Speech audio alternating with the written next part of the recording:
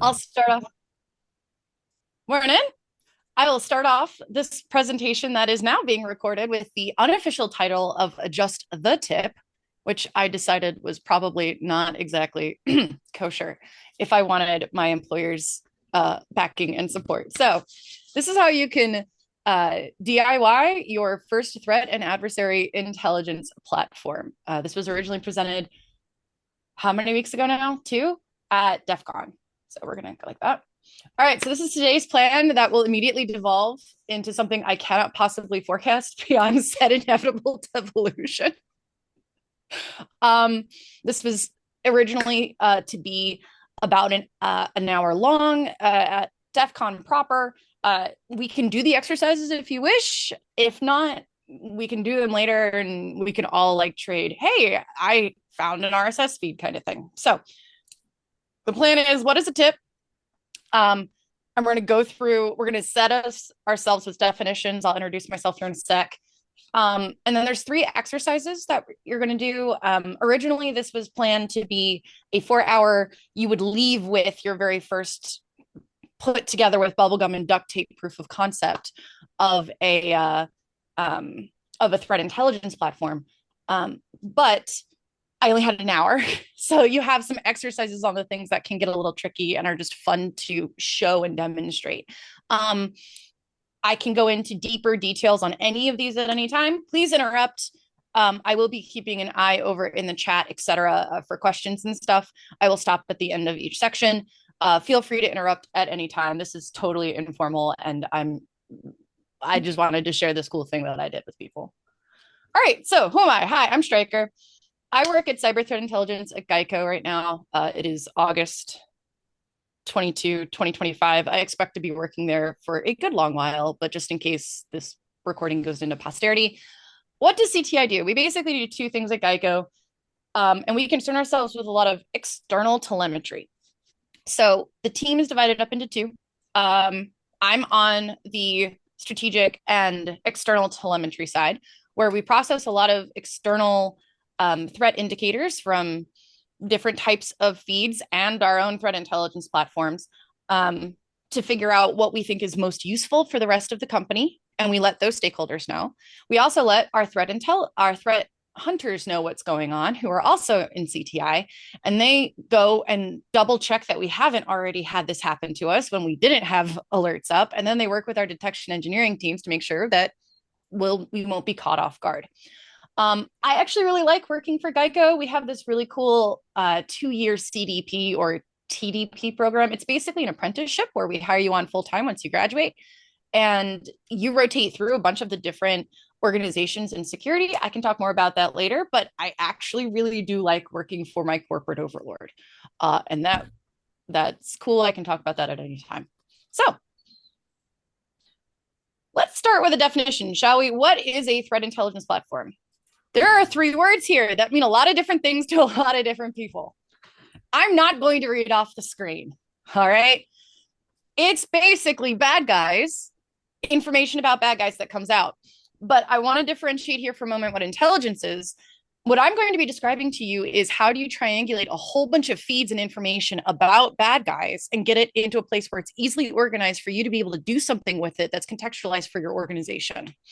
And you do that across a bunch of different platforms and applications. What you pay $500,000 a year for, is it $500,000? Yeah. There are threat intel platforms out there that you will pay $500,000 a year in order to access.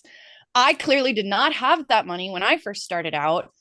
I wasn't even trying to do that. I was just trying to not lose another NIST PDF special paper publication. I had downloaded that thing about 17 times and I was disgusted with myself and wanted a better way to organize it so I could reference it when I needed it. That's how this started. And it grew into what I'm going to walk you through today. Most people, when they're starting out wanting to process this flood of information that the internet or their favorite sources give them, they're not going to have that kind of money either. And so this is how I wove together a bunch of different applications in order to be able to better process and distribute that information to people. So basically, a threat intelligence platform process your source that you have designated as a good source of original research and information has new information.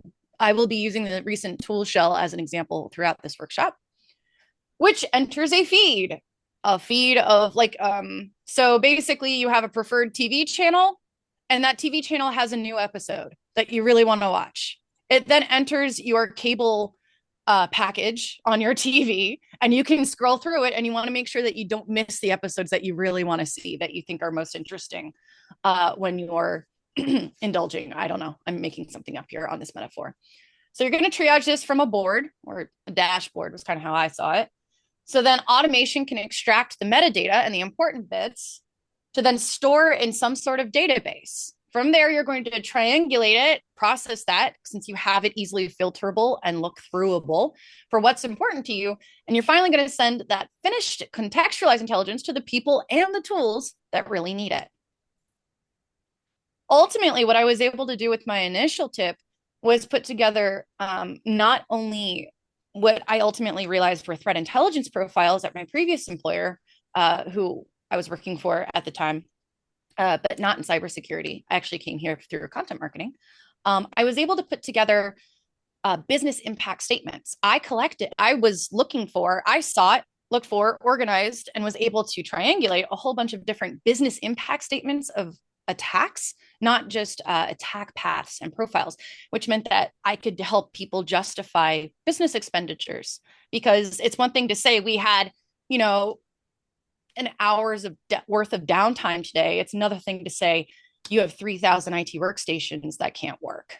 That's something executives can better understand and contextualize the broader attack and compare it with what they have to go through on a regular basis.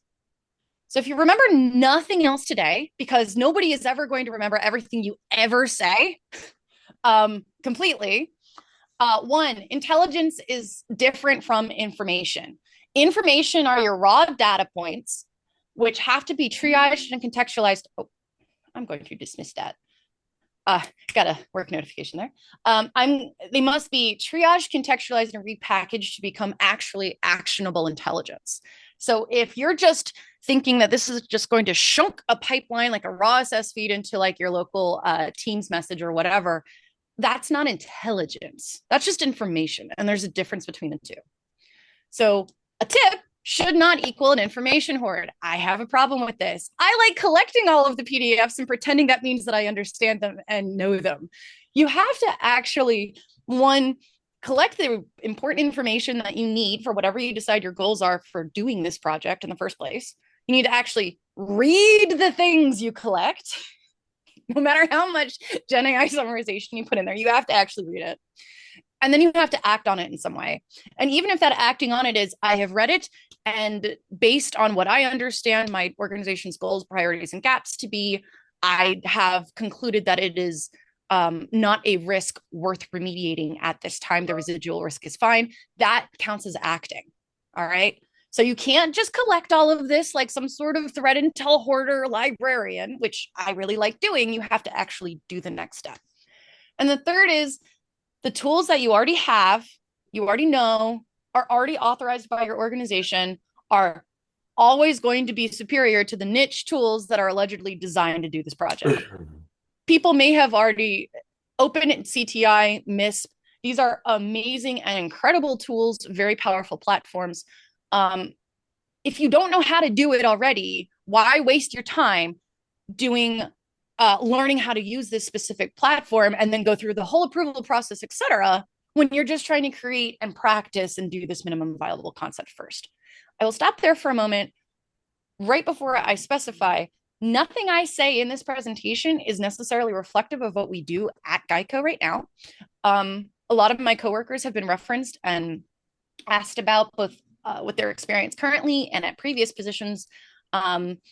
So don't think that anything I say here is necessarily the kind of bubblegum and floss that we've strung together for our threat intelligence platform. This is mostly and primarily based on what I did a couple of years ago before I worked at Geico. So I'm going to look quick at the chat. Do we have any questions? Go ahead and just shout out. No bother raising hands. I think we're good, Stryker. Cool. All right. So the first exercise, why are you even here, bro? Is what the name of this exercise basically is. So before you start trying to do this, why are you doing this? Are you doing this because your corporate overlord said that this was a good idea, or they thought somebody else needed to do it and you thought that was a good idea? Are you losing things? That was my big goal. Um, are you tired of cutting and pasting your IOCs manually into your web access firewall? So consider why you want to do this and narrow down your goal. Highly recommend, like, if you want to collect everything ever, that's great. For this project, pick one thing, one small niche thing. Maybe it's just you want to make sure you get all of the vulnerabilities about Microsoft Windows right away. Oh, uh-oh. No, you're going to do that. So what specifically are you trying to secure? Who or what are you sending intelligence to? This process can be adapted for both automation and tool-based purposes, which have a very different format. Computers like reading things very differently than your average person. Don't try to conflate the two. How do they best like to process information? What do you want them to do with your intelligence? Do you want them to read it? Do you want them to block something? Do you want them to immediately understand why it's important that they, raise the fire alarm? What is it? Intelligence only means something if it's processed and if it's acted upon. What is the action you would ideally have happen as a result of this process? And then what tools and skills do you already have access to?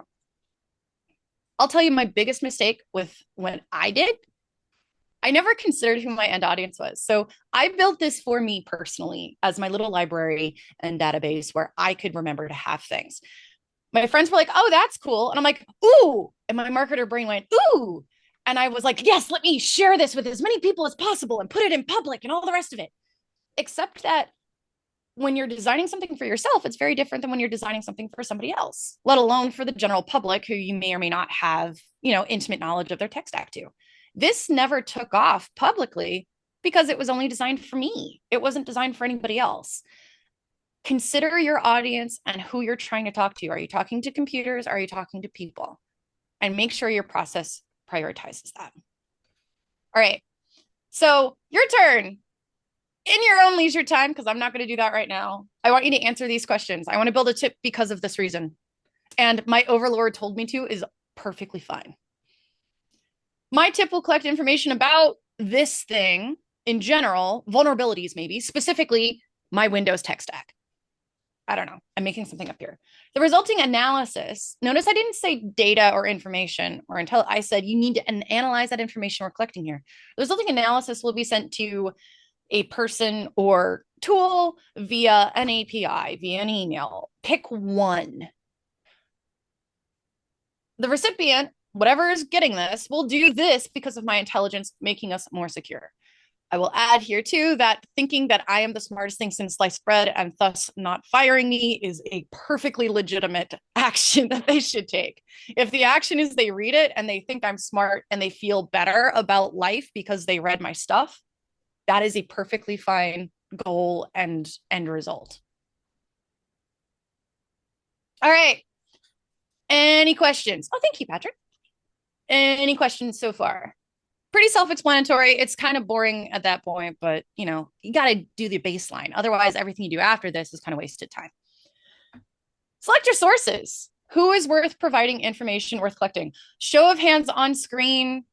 How many people already have blogs and resources that they think are reputable and they like checking to make sure they haven't missed anything important?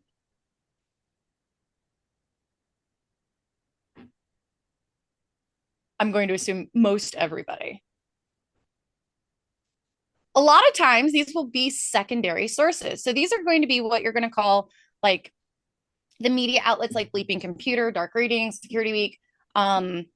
These are secondary media sources. They are drawing from the primary research and the original news of breach and all of that in order to create something to encourage you to stay on the page. When you're first starting out building a tip, the big problem I had was that I didn't know where the good research places was. I was a little babby marketer and didn't have a lot of friends in the industry yet. And I had who my fellow marketers thought were worth reading, but I could tell that was really designed for not my primary audience. They weren't going to get me the original research that I wanted. The reason you want primary over secondary sources is because primary sources will often publish things up to a week in advance of when a secondary outlet will be able to find it. So if you're working in threat intelligence, you want the information as fast as possible in order to be able to triage. You can also start to dismiss. So one of the biggest problems with information collection when you start to do this process is you end up having a lot of noise versus signal. Even when you're doing a lot of this kind of refinement, when you're doing a lot of this kind of triaging and some of the automations I'll show you, you're still going to have to sort through a lot of stuff. If you get primary sources over secondary sources, you can start to dismiss a lot of the secondary sources as, oh, I've already seen this in the primary, I'm fine. And that speeds up your triage very quickly. Now, if you don't know how to find primary sources, go to those reputable secondary sources. Any reputable media outlet will hyperlink or at least mention the name of the report of the original researcher, et cetera, in order for you to be able to find things like, in this example here, the original research that was done in order to reference, in order to, that sparked this whole notice about tool shell in this example. It can help you find really good GitHub repos that you can keep an eye on in future. And it can help you find people worth following on LinkedIn. Please don't go to Twitter because we don't want to support fascism. But Mastodon, Reddit, you will be able to find people and other people connections worth following. You can also find original manufacturer notices. So Microsoft, for example, is quoted here in its advisory.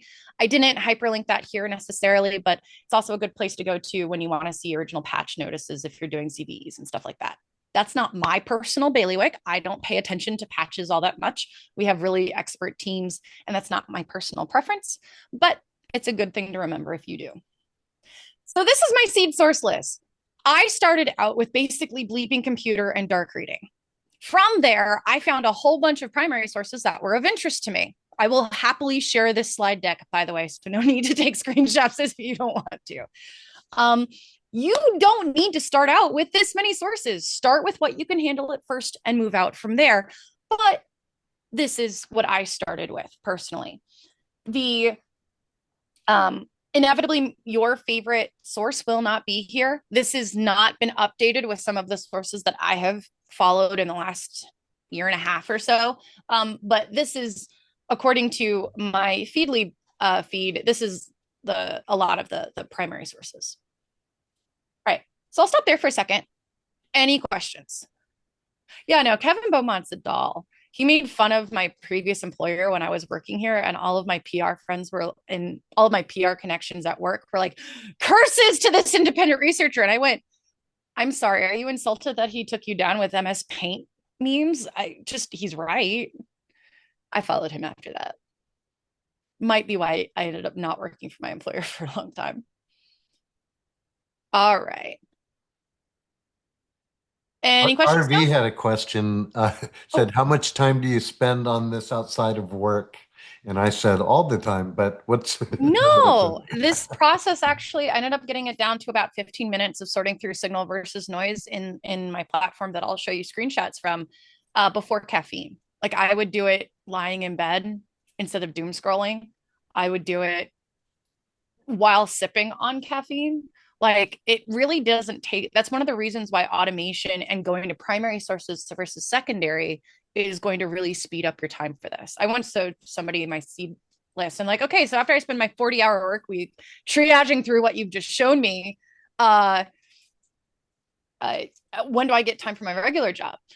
The key again is primary sources, knowing that those primary sources are not going to be publishing things that are relevant to you all the time. So it's very quick to kind of dismiss them. They're not going to be publishing every day. Primary sources will often publish maybe once or maybe twice a week, which is perfectly reasonable to start going through. And on top of that, you've got the duplication issues. So it looks like it's a lot, but you can start to just slam out and just ignore and dismiss a whole bunch of all the people who are just repeating the thing that you heard about 2 days ago or 3 days ago. So it really doesn't take that much time. Now, I will say, when you patch something together like this, you're not going to have the same efficiencies that buying a threat platform all in one will give you, or they try to give you. Um, that's one of the big reasons why you pay $500,000 a year, is to have a lot of this kind of workload done for you. Um, and I work full time in threat intelligence. I don't do threat hunting. I don't do patching. I don't do I my primary job is nice shy for the sake of the uh recording.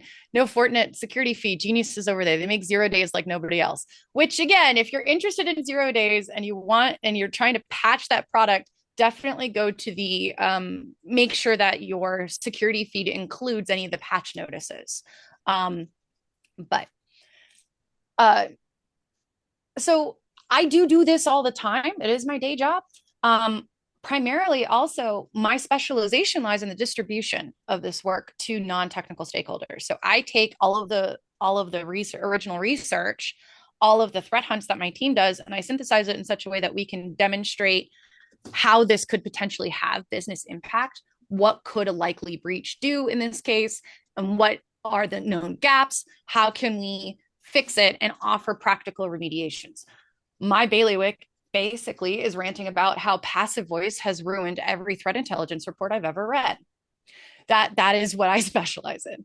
So it can become your full-time job.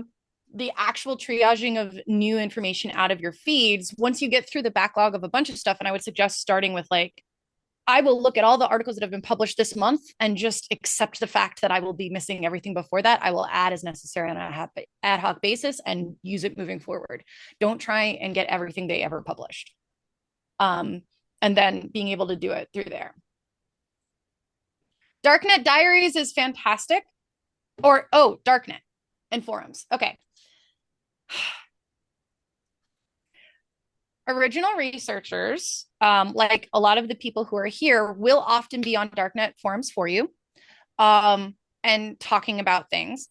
If you are wanting to do original research to the point where you can't trust somebody else's scanning of the darknet and you want to troll and sort through all of the liars who like lying to other liars about all of the impressive things they didn't do, um, then that's a different talk. And I'm too scared to do that yet.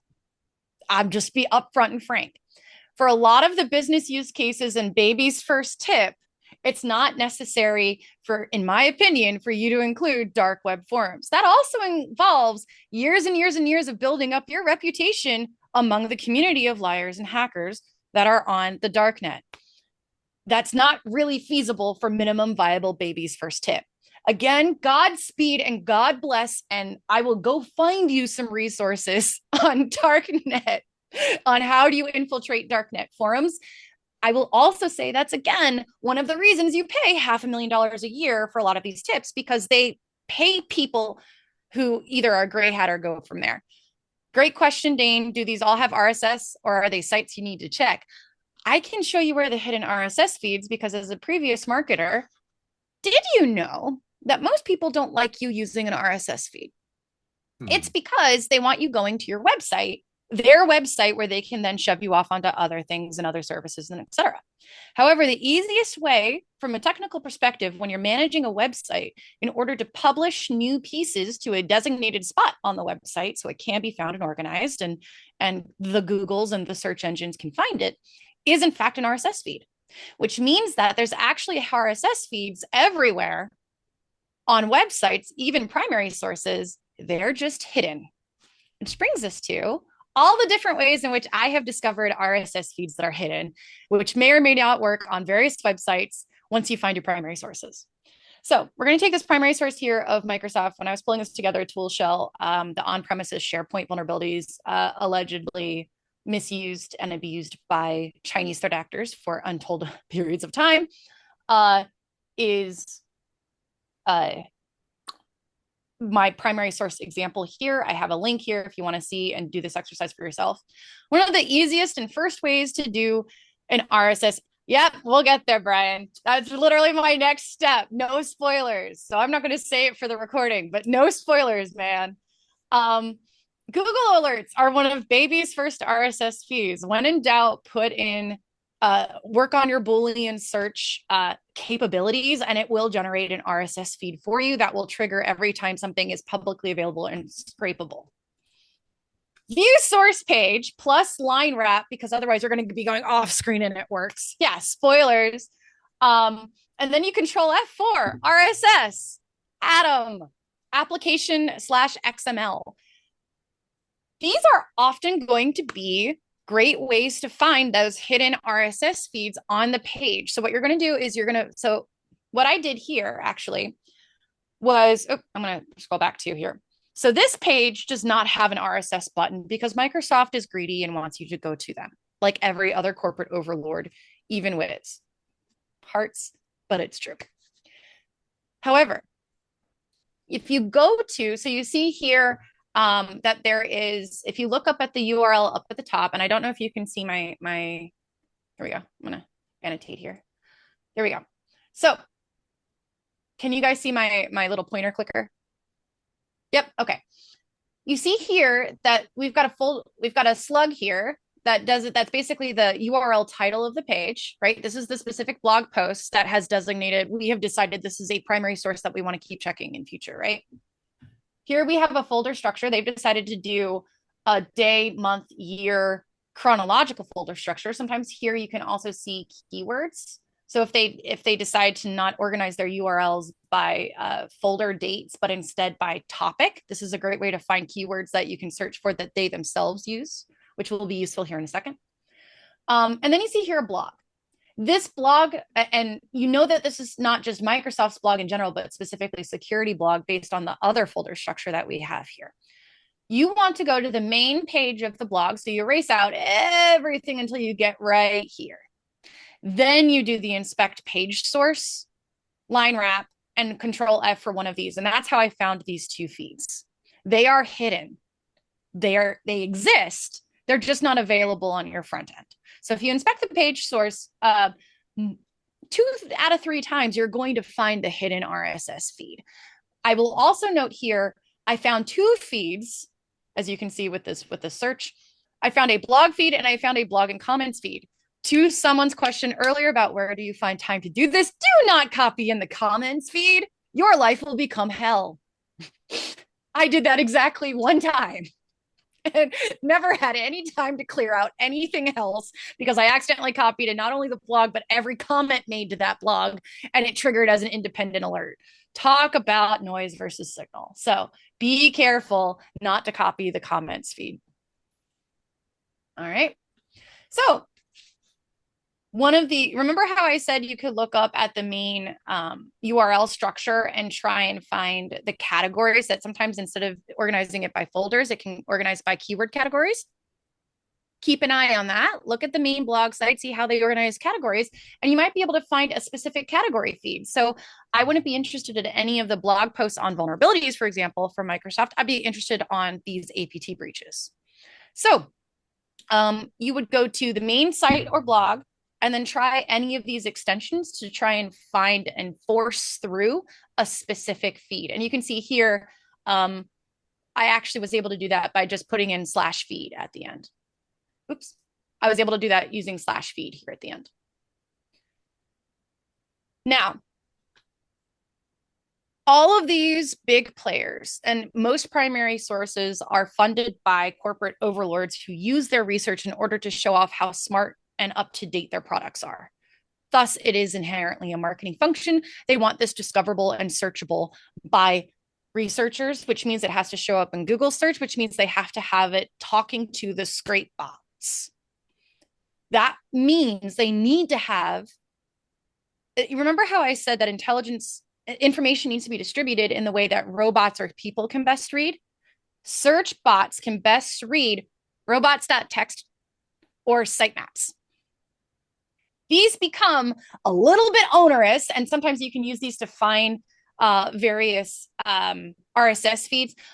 This was actually, I managed to find the robot text for the main Microsoft site, which then led me to how I could find it for their individual US-based site, which is the left on the bottom left. And then the right is what ends up occurring for the sitemap for Microsoft Security US site.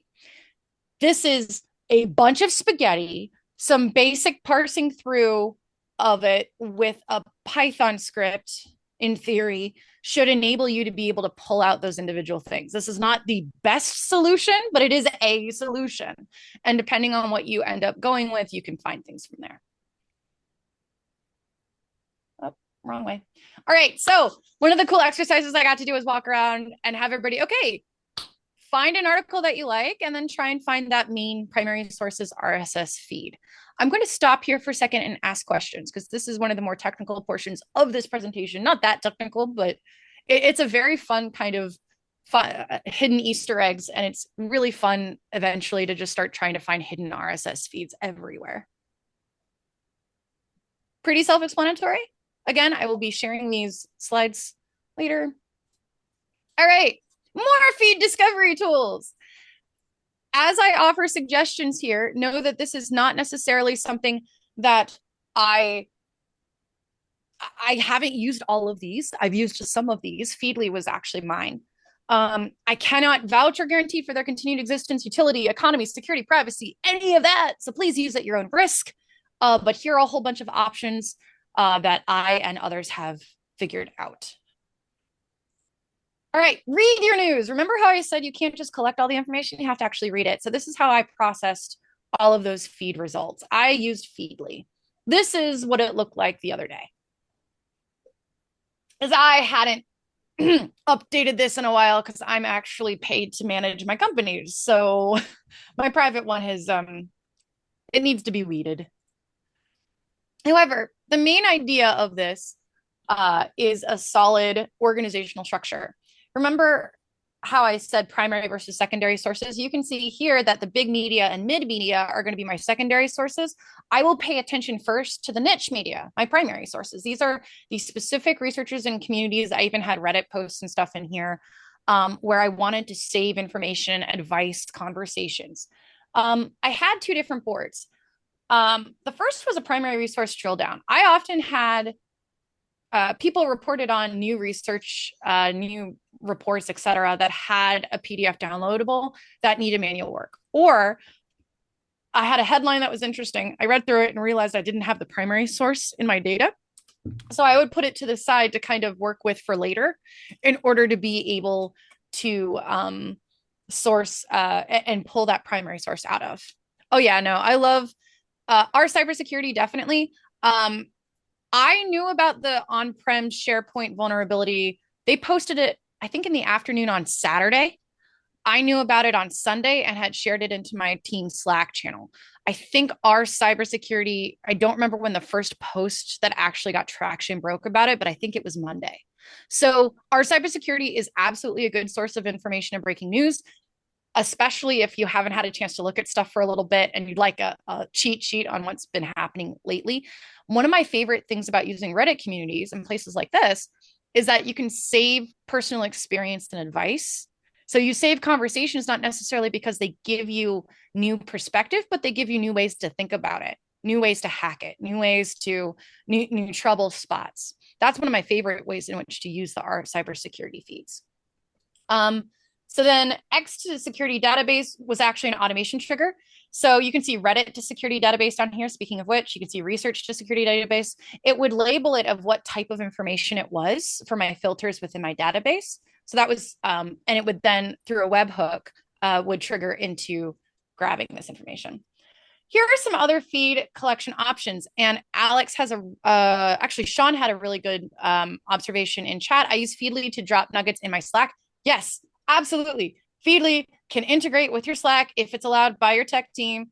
Highly recommend. You can also do cool things like if you wanted to, you could use Slack. And I've done this for different types of information collection and triage. You can actually use Slack, a channel for like raw RSS or something like that. And based on how you react with a given emoji, that will then also trigger webhooks. That could be used as a trigger for webhooks to then decide what's worth putting into your permanent database and what's not. And at this point, yeah, we're basically talking about a SIM for external telemetry. But when I first built this, I thought of them as boards or channels to review.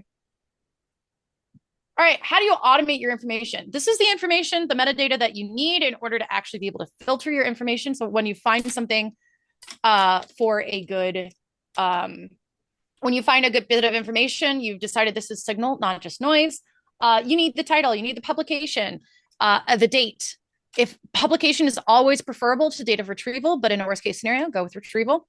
You need the source. What was the media source? What was the source that actually generated this particular bit of information?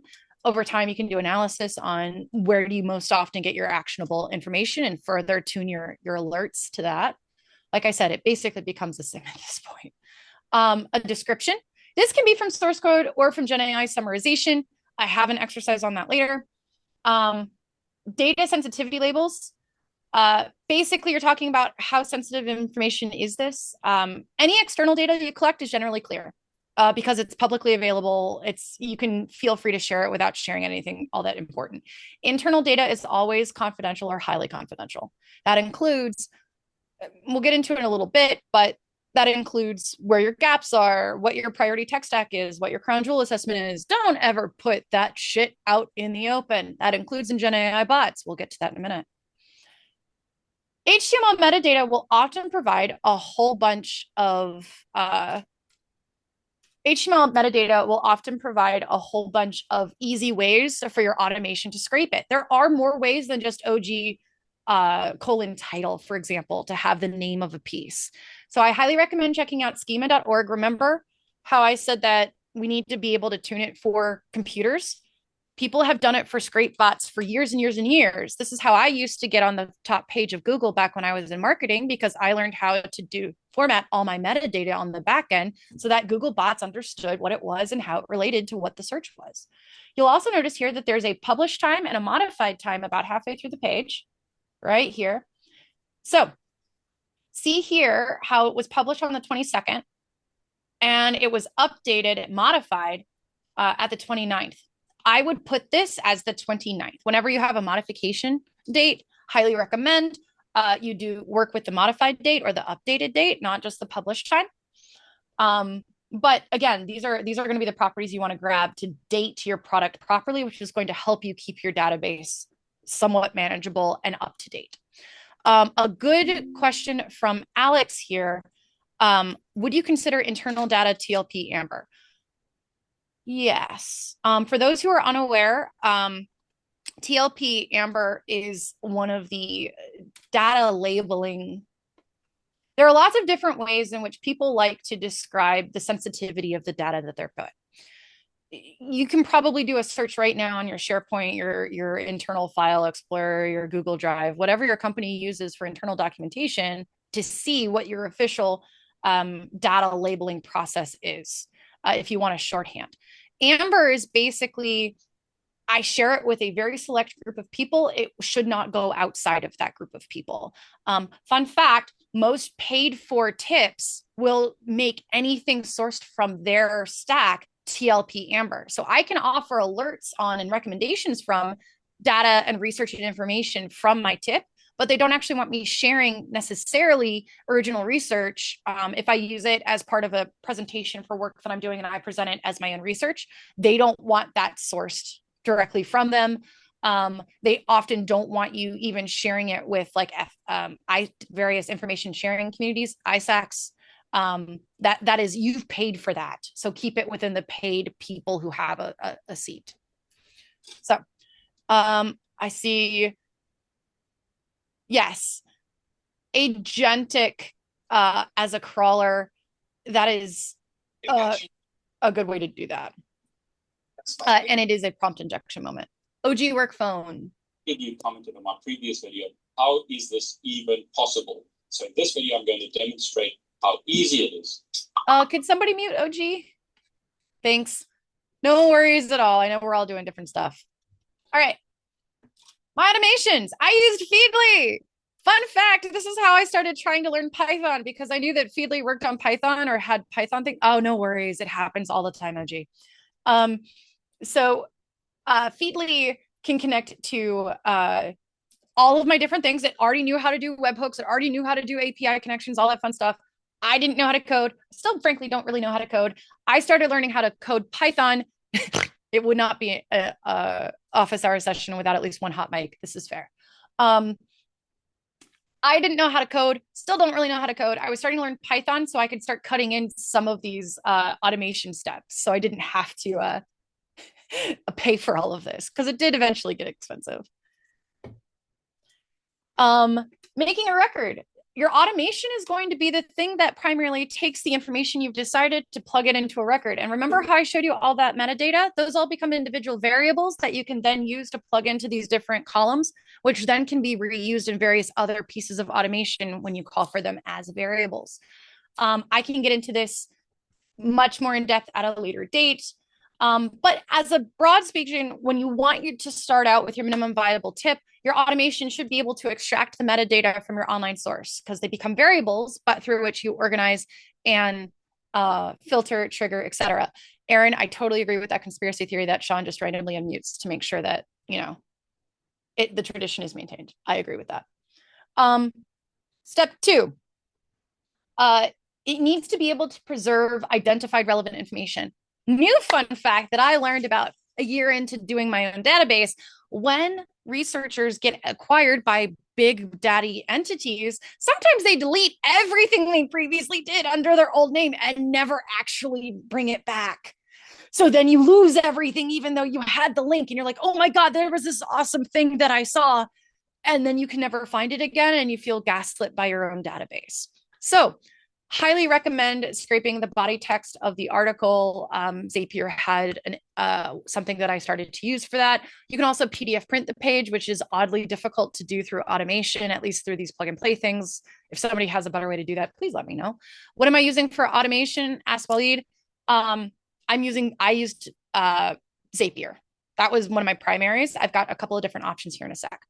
You also should store in a chosen database. Remember, databases, you probably have access to some very basic ones like Access or Excel or File Explorer with an Excel like directory of what you have. Those all count as databases. We'll get into that in a second. Pick something you know already. It should store the corresponding metadata, information, ability to get at that information. What your automation could do next is actually compose messages with a template for different channels. So if you wanted to Sean's point earlier, you wanted to take something that was relevant, have it condensed down with your analysis and plug it into Slack, that's posting a Slack channel. Posting to Slack is different from sending an email. Don't try and use the same format for the same channel.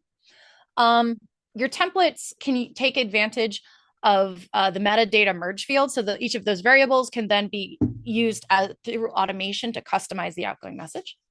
You can send it to whatever distribution channels you want, either on a specific trigger like a time, so you send it every day at 9 a.m., or a trigger, so you have a little switch that goes from no to yes, and it defaults to no, and when you say yes, it then automatically posts to everybody. I've done that too. You can prepare for the next message. You can clear previously addressed items. You can mark it in your database as I have already let everybody know about this kind of thing. You can also start to use your automation to archive older references, basically your IOC decay. So reports, generally speaking, like research reports, last for about a year. Those are things that you can reasonably continue to reference. That's why that date of publication is more important than the date of access. Your warm things that you can kind of put into a easier access, but maybe put into an archive folder on your stuff, that's more of 12 to 24 months. Cold, you can just probably safely delete that.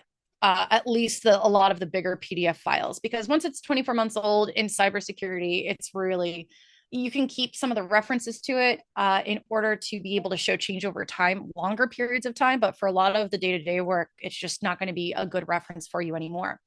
Please note, I'm speaking specifically of research projects. I'm not necessarily speaking of explicit hashes or IP addresses. Those now basically decay in less than a month, like a freaking, like maybe a week. Like your IP addresses and IOCs and hashes that you are scraping, if you are not doing behavior-based triage and alerts, you're only working on IOC scrapes, those last maybe a week, a month if you're lucky. The rotations through fast flux and orb networks these days is so fast, it's bad. So just be aware of that. And don't be afraid to delete old data because it's no longer useful and you have to pay for that. And it slows down the processing in your automation, the more data you have to sort through. Automation possibilities. We have some lovely options here. Yeah, Access is evil. Excel is evil. For a For a minimum viable database, remember, this is baby's first tip, right? You're proving a concept. You're just trying to get a feel for the process and you iterate from there. Yeah, you don't long-term want to be in Excel or Access, but to get started, it's what you have access to and what you can kind of find good resources for. It's why I recommend it as a first starter if you have nothing else. The rest of these are kind of in order from easiest to worst. My threat hunter colleague would like me to worship at the altar of shuffler.io for everybody. Please, please take note of that as the more technically enabled option, just short of coding your own.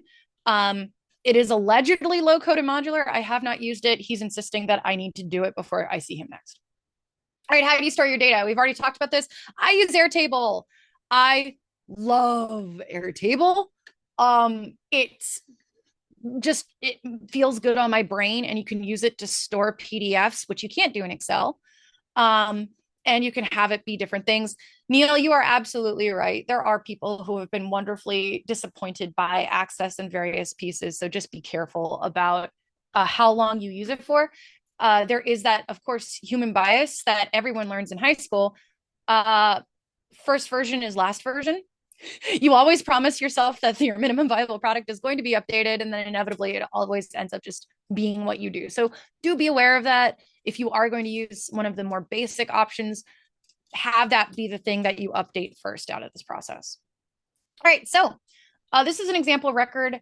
You'll see here that I have a TLDR and a summary. So the summary was either I cut and paste like the actual summary from a page if I couldn't figure out a way to automate the scrape, and then I would use that to run a Gen AI bot that I had designed in order to create a very quick technical based TLDR. Available databases, like I said, you've got OneDrive, SharePoint folders, plus a list in Excel. You've got Google Drive folders and Sheets, worst case scenario. These are all a whole bunch of different and available databases. Play with them. Have fun. Please don't stay in the basic ones. Go to something that is designed to hold lots of data for a while. And then how do you share your findings? I shared it through a bunch of different ways. And you can share it through a lot of different ways too that I'll describe here in a moment.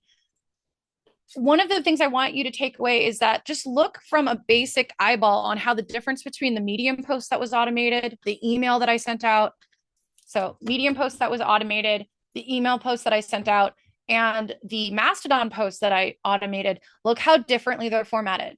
They do share some of the same components because I was using merge fields and those variables in order to help with that. However, they format very differently. You need to not reuse the same information format across multiple different channels. It sucks. Don't do it. Naughty. That's why I say you pick one to start with and then you move from there. Here are some possible distribution channels. Ta-da! Some things I'd like to highlight. If you're going to post into already pre-existing internal chats versus making your own and wanting people to do it, ask first. Don't just randomly start posting your shit in somebody else's channel. You'll not win friends that way. Ask me how I know. Decide if you want to send from an individual mailbox like your personal, which is going to be easiest to set up, but might not have the same authority as if you sent from your team's shared mailbox. And again, ask first. Don't just start doing this. At least have somebody in your corner so that when somebody says, did you know they were doing this? Your boss can be like, yeah, no, they're cool. Remember to open your mouth during regular meetings. If you have a regular stand-up with the people that you most want to talk to, go ahead and say like, hey, I saw this thing. That's all that distribution has to be sometimes, guys. I know we love automation, but let's remember the good old-fashioned human element here. Don't post on Twitter. Don't support fascism. All right, AI. How can you use generative AI tools to speed your analysis? This is how you don't do it. I will have people fighting me all the time on how they got this to work. I'm about consistency. You include generative AI agents within your automation in order to make it so that you don't have to manually trigger it. You need it to be as consistent as possible. Therefore, the fact that it still hallucinates is a problem. It will not be able to find all informations and sources. It will find its favorite and just cling to that. It will stop at the first third. and cling to that. It will not look at the entire document unless you vectorize it properly, which is another project, and I'm sure I'll present on that one day. It will not put out the same thing every time. So depending on the importance of consistency within your communications, consider that.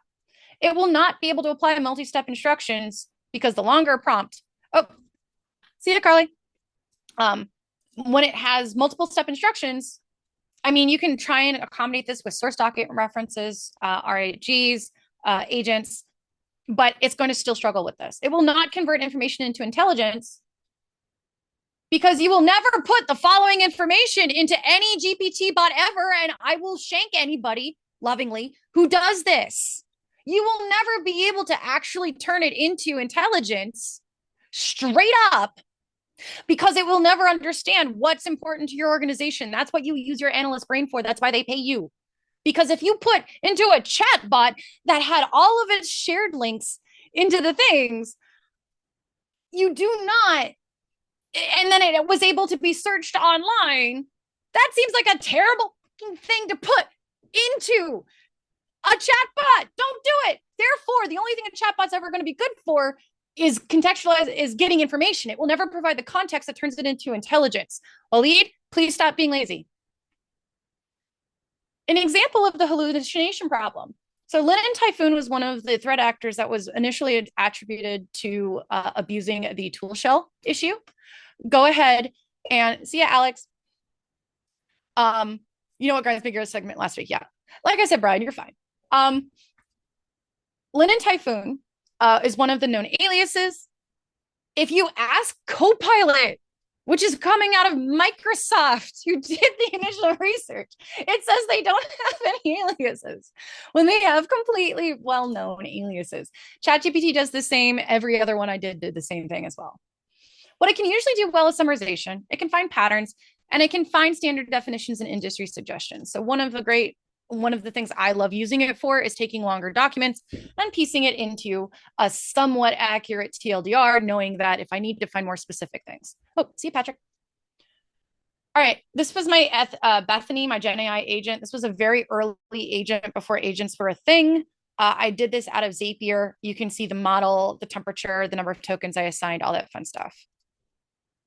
So you can see these problems through these various exercises. Again, I'm more than happy to answer questions later and share this presentation with anybody who would like it. Thank you all so much for letting me rant at you for a little bit. And yeah, I hope this helps you. That was awesome. That was one of the best we've had. And thank you very much. And I will post it. And if you send me the deck, I'll post the deck with it on the site. And I promise I'll get it done soon and not like 3 weeks like normally. That's fun. Anyway, great session. We'll see you all next week. Thanks.